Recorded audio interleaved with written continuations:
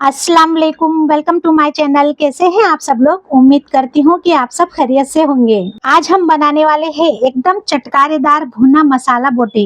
ये भुना मसाला बोटी इतनी टेस्टी बनकर तैयार होती है कि अगर आपने इसको एक बार बना लिया तो बार बार आप इसको बनाना पसंद करेंगे। वीडियो एंड तक पूरी देखें, अगर अच्छी लगे तो इसको लाइक जरूर करें। तो चलिए बनाना शुरू करते हैं। आधा किलो बगैर हड्डी का गोश्त ले लेंगे और इसको धोकर अच्छी तरीके से इसका पानी निकाल देंगे और कुकर गर्म करेंगे। इसमें डाल देंगे 100 ग्राम राई का तेल।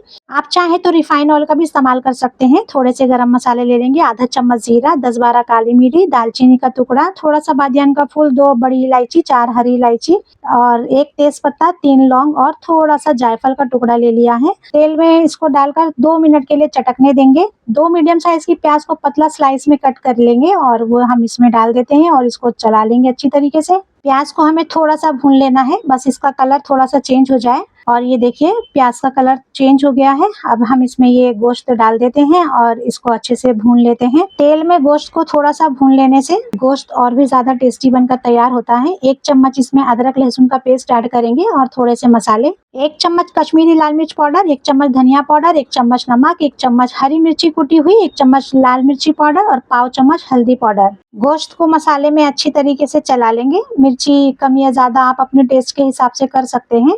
100 ग्राम इसमें हम दही का इस्तेमाल करेंगे, तो दही डाल देते हैं और इसको भी अच्छी तरीके से चला लेते हैं।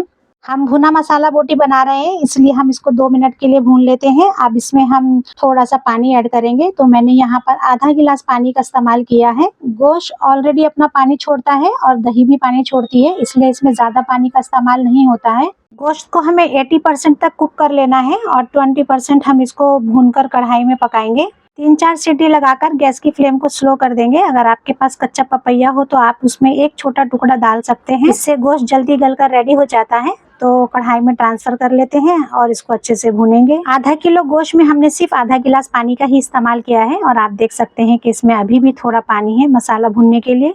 हम भुना मसाला बोटी बना रहे हैं इसलिए हम इसका पानी सुखा देंगे और इसको अच्छी तरीके से भूनेंगे। और ये आप देख सकते हैं कि गोश्त बहुत ही अच्छी तरीके से गलकर रेडी हो गया है। आधा चम्मच हम इसमें कस्तूरी मेथी डाल देंगे और उसको अच्छी तरीके से चला लेंगे, इससे बहुत ही अच्छा टेस्ट आता है। गैस की फ्लेम को बंद कर देंगे और थोड़ा सा फ्रेश कटा हुआ हरा धनिया और अदरक से इसको गार्निशिंग कर देंगे। जब आपका सालन बनाने का मन ना करे तो आप इस तरह से ये मसाला बोटी एक बार जरूर ट्राई करें, ये बहुत ज़्यादा टेस्टी बनकर तैयार होती है।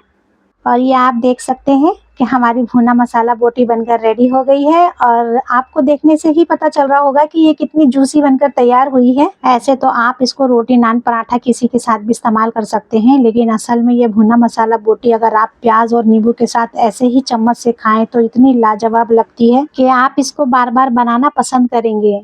बहुत ही कम टाइम में इतनी टेस्टी रेसिपी बनकर तैयार होती है। इसको एक बार आप ज़रूर ट्राई करें। मेरी रेसिपी अच्छी लगी हो तो लाइक करें, शेयर करें, मेरे चैनल को सब्सक्राइब ज़रूर करें। हंसते रहें, हंसाते रहें। मिलते हैं फिर एक नई वीडियो में नई रेसिपी के साथ। तब तक के लिए टेक केयर। अल्लाह हाफिज़। Thank you for watching my video.